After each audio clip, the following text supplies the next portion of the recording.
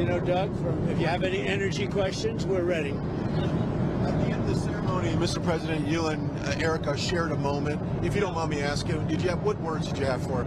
I've gotten to know her over the years. She's great. You know, Charlie always used to say she's very smart.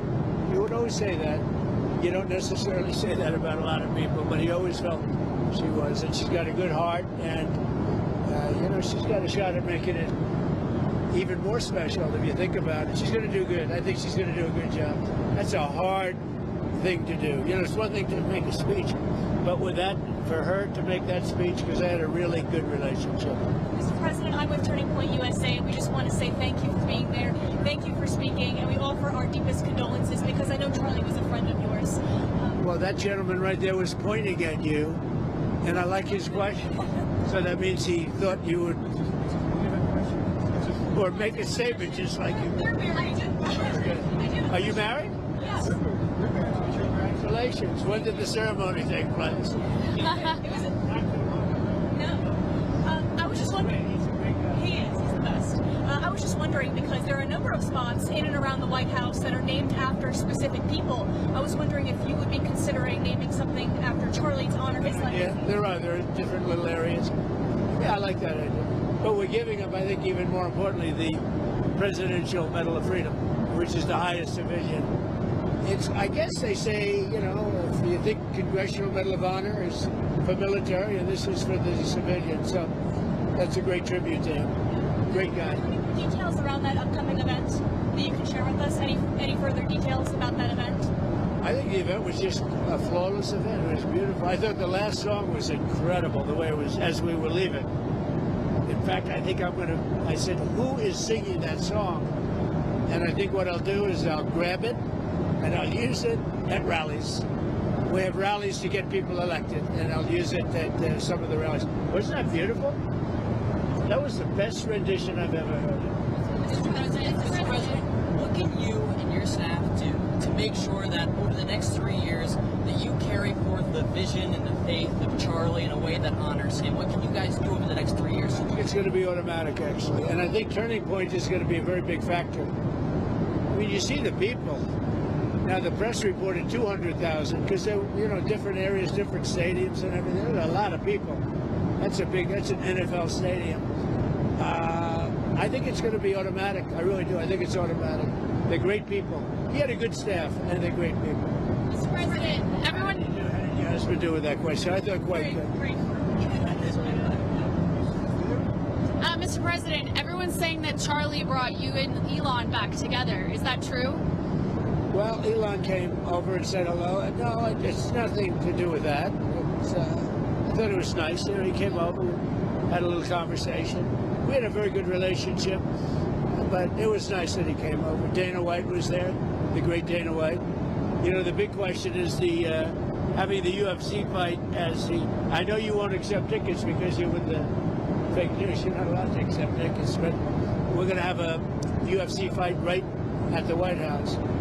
And we're going to end up probably 6,000 people in front of the White House, and then on the ellipse we're going to have 80 or 90,000. It's going to be an unbelievable event, but a lot of people are talking about it. Energy question for you, an energy question. You've been calling. We have the right man. Go ahead. I got the experts.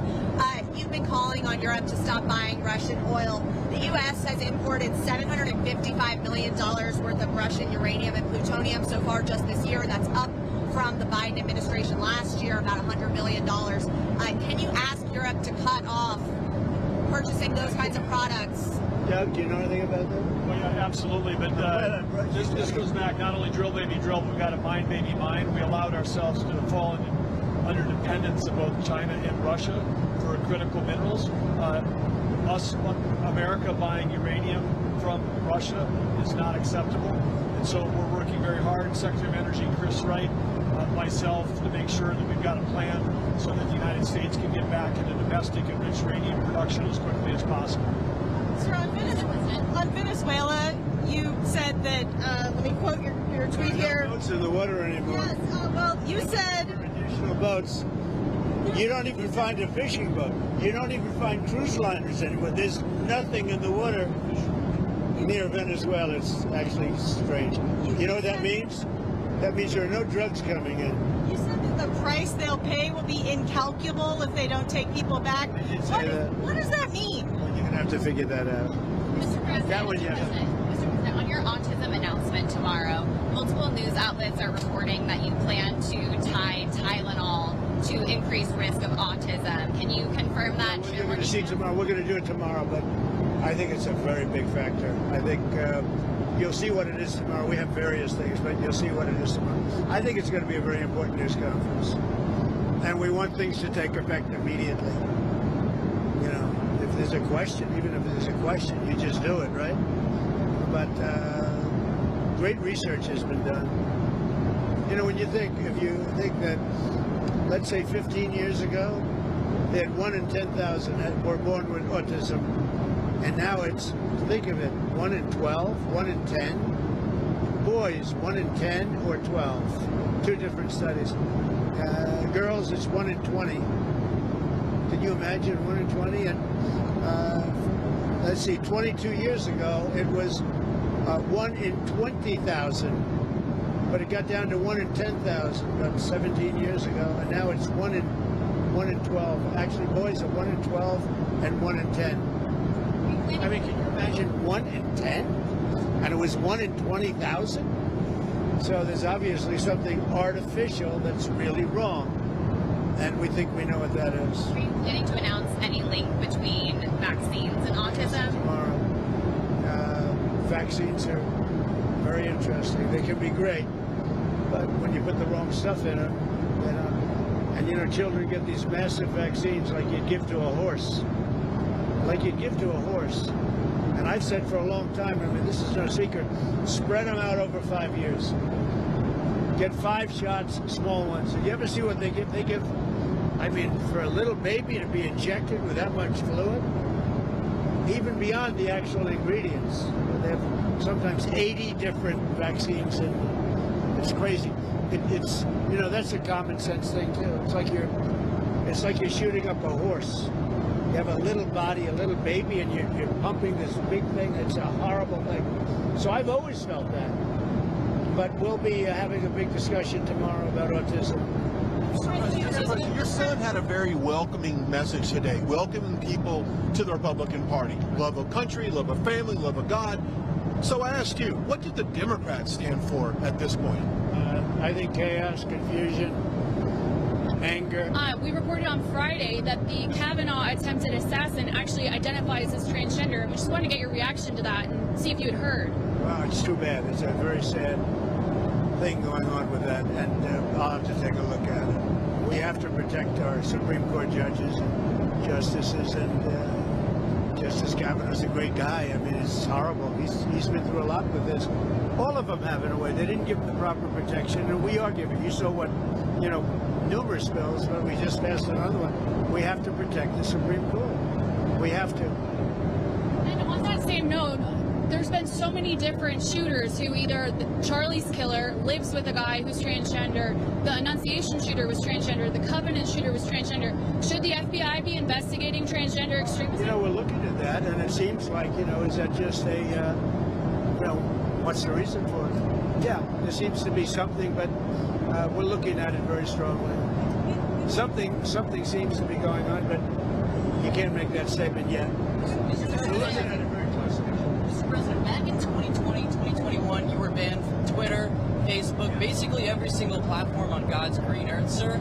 And now, many people on the left want to throw out cries about First Amendment claims after Jimmy Kimmel's show was canceled. Do you find it hypocritical, sir, after what they did to you? You know, I did his show before I ran for politics. I did his show many times, and he was never one of the top people.